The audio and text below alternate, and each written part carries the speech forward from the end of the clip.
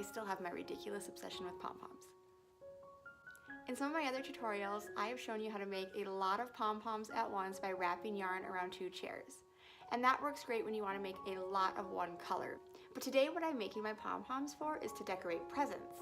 So I don't want a lot of one color, I want a lot of different colors. Instead of using 2 chairs today, I'm going to use this cake plate.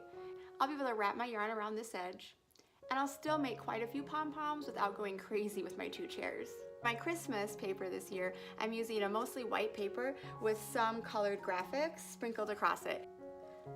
So I thought it'd be really fun if I wrapped my presents in some different ribbons and then put pom-poms on it.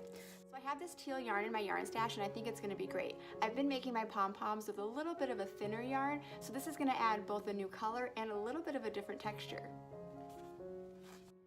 First, I'm going to start wrapping my yarn around my cake plate. I'm going to tie my first round here to keep the end of my string from slipping.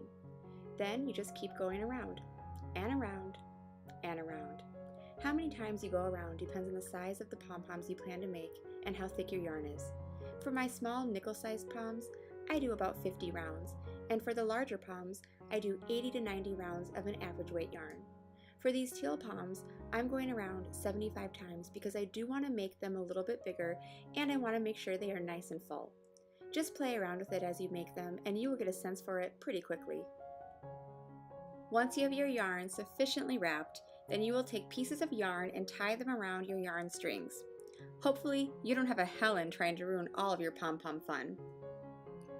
The length between your ties depends on how big you want your poms.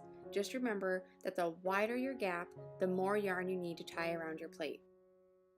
I see in there? You want to see? Hi!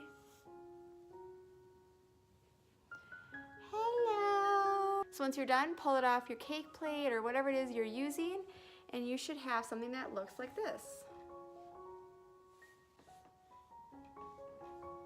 You're just going to take your scissors and cut them apart.